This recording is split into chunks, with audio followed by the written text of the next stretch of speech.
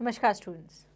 Hope you are hale and hearty, taking care of your health and your studies. My name is Jyotsna and I am from Education Department, Chandigarh.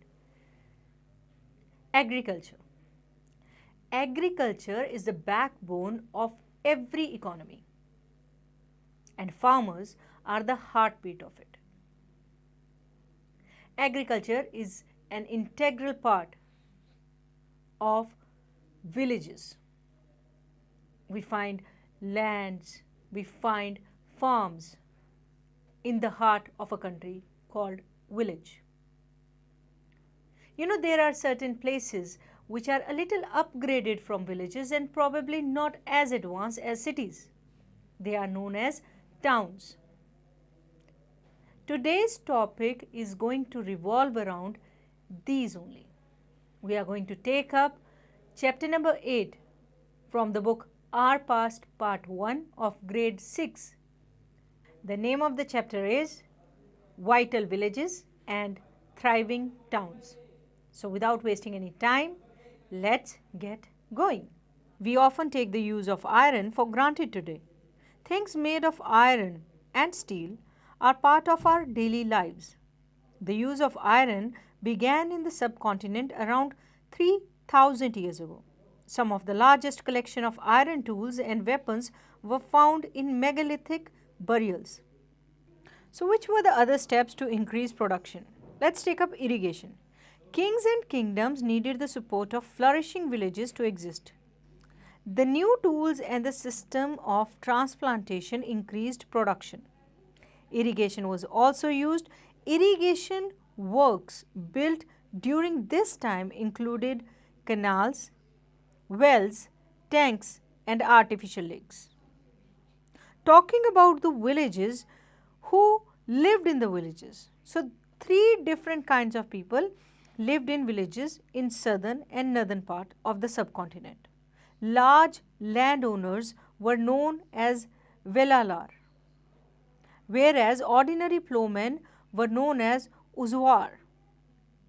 Meanwhile, landless laborers including slaves were known as Kadaisyar and Adimai. The northern part of the country had village headmen or Gram Bhojak. The men from the same family held the position for generations, and the post was hereditary for Gram Bhojak. He was the largest landowner and had slaves. He hired workers to cultivate the land and was powerful. King often used him to collect taxes from the village. He functioned as a judge and policeman. Apart from the Gram Bhojak, other independent farmers, Grihapatis, were small landowners. The men and women such as Das, Karamkara did not own land but had to earn a living working on the fields owned by others. In most villages, there were also some craftspersons such as blacksmith, potter, carpenter and weaver. Finding about cities, the stories, travelers, sculptures and archaeology. In your books, you can see a story which is given, The Clever Poor Man, in which once upon a time there was a clever poor young man who lived in a city. His only resource was a dead rat. He started off by selling it for a coin to a hotel for their cat. Then one day there was a storm. The king's garden was littered with the branches and leaves, and the gardener was at a loss as to how to clear the mess. The young man offered to clean the garden if he could keep the wood and leaves. The gardener agreed at once. The young man rounded up all the children who were playing with an offer of sweet for every stick and leaf that they could collect. In no time, every scrap had been neatly piled near the entrance. Just then, the king's potter was on the lookout for fuel with which to bake his pots. So he took the whole lot and paid the young man for it. Our young man now thought of another plan. He carried a jar full of water to the city gate and offered water to 500 grass cutters. They were pleased and said, "You have done us a good turn." Tell us, what can we do for you?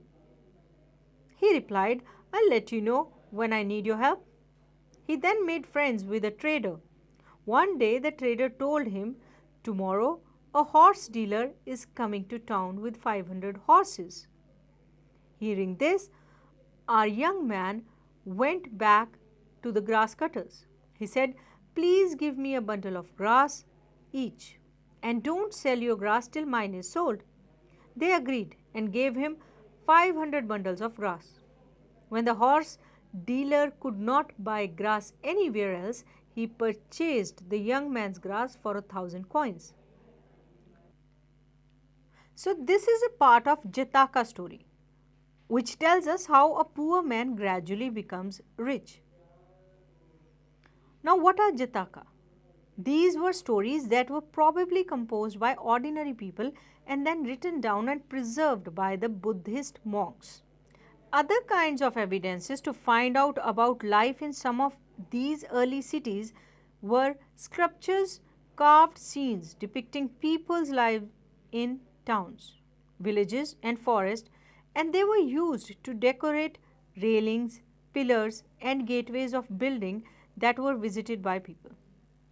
Cities developed from about 2500 years ago as capital of the Mahajanpads.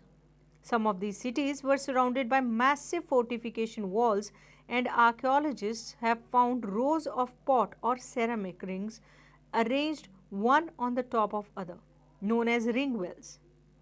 They were used as toilets in some cases and as drains and garbage dumps. These are usually found in individual houses.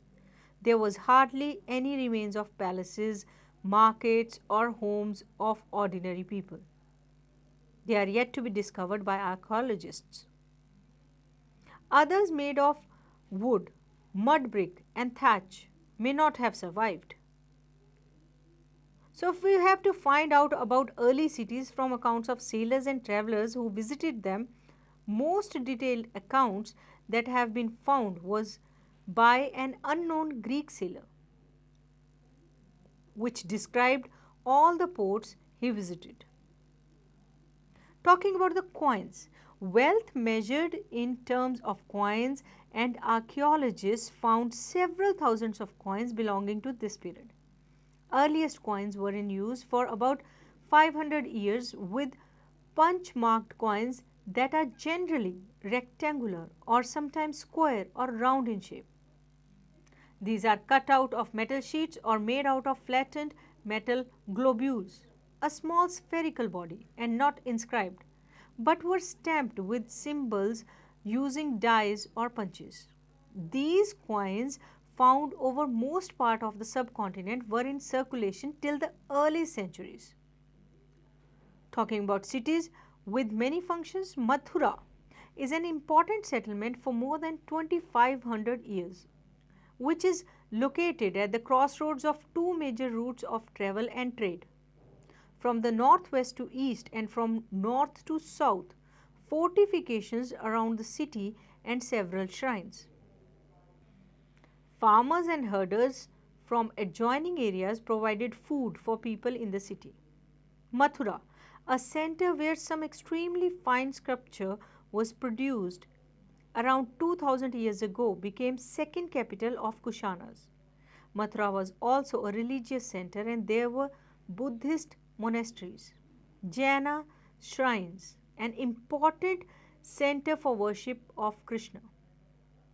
The inscription on surfaces such as stone slabs and statues found in Mathura are short inscriptions, recording gifts made by men and sometimes women to monasteries, and shrines made by kings and queens, officers, merchants, and craftspersons who lived in the city.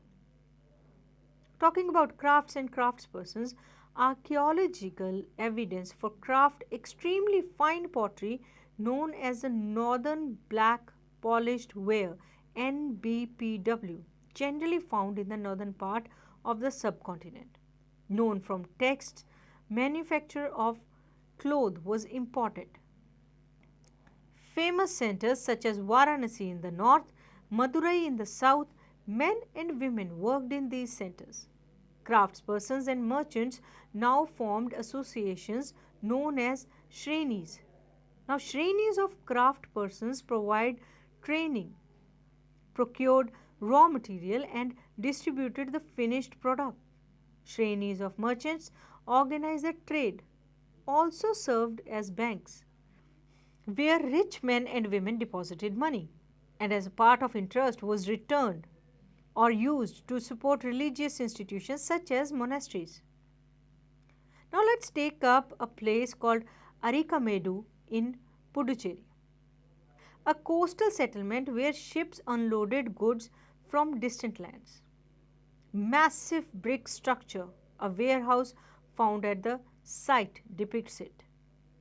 Pottery from the Mediterranean region such as amphor, tall double-handled jars that contain liquids such as wine or oil. We can also find stamped red glazed pottery known as Aretine ware, named after a city in Italy. So, made by pressing wet clay into a stamped mold. Another kind of pottery made locally through Roman designs were used. Roman lamps, glassware, and gems found at this site shows it all. Small tanks were also found. They were probably dyeing vats used to dye cloth. Plenty of evidence for making of beads from semi-precious stones and glass. Moving on, in Rome, one of the oldest cities in Europe, developed around the same time as the cities in Ganga Valley, capital of one of the largest empire, spread across Europe, North Africa and West Asia. Augustus, one of the most important emperors who ruled about 2000 years ago, said that he found Rome a city of brick and made it into a city of marble. He and later rulers built temples and palaces. They also built huge amphitheaters, open arenas surrounded by tiers of seats, where citizens could watch all kinds of shows, and public baths with separate timings for men and women for sure, where people met and relaxed.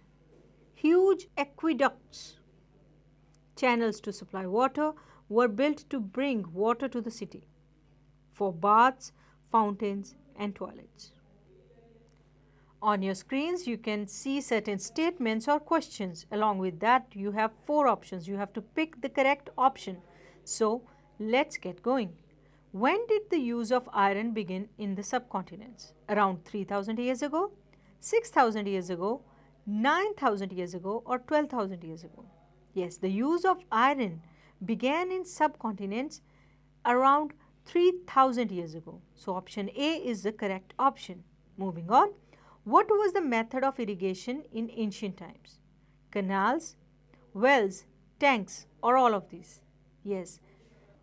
So, canals, wells, tanks, all became a part of the methods of irrigation. So, option D is the correct option. In which region landowners were known as Vellalars? Maharashtra, Punjab, Tamil, or none of these? Option C, Tamil region, is the correct one. Moving on, who were Gram Bhojika? Village headmen, ordinary people of village, educated persons, or illiterate persons? Village headmen were the Gram Bhojika. People who had no land of their own and worked for others were independent farmers, das karamkaras, herders, or grihapatis. It is option B, das karamkaras, who had no land of their own and worked for others. What was the only resource of poor man in story Clever Poor Man? Dead rats, dead dogs, dead goats, or none of these? Dead rats were the only source of poor man in the story Clever Poor Man. Where was ring well found? Kolkata, Mumbai, Delhi, or Chandigarh? It's option C, Delhi, where the ring well was found. Why were the sculptures used by ancient cities? To decorate railing or pillars?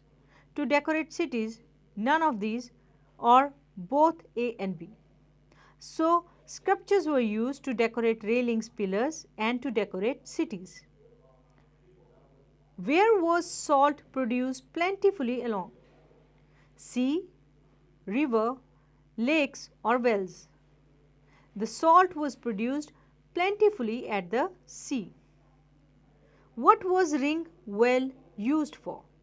Bathing, washing clothes, irrigation, or drainage? Ring well was used for drainage. Why was Mathura famous for? Religious center, forested area, port, or all of these? Mathura was famous for religious center. Today's session must have been very fruitful for you. I'm sure about it. Be it a village, a city, or a town, each and every unit constitutes to make a nation strong. That's what our country is. That's what our India is.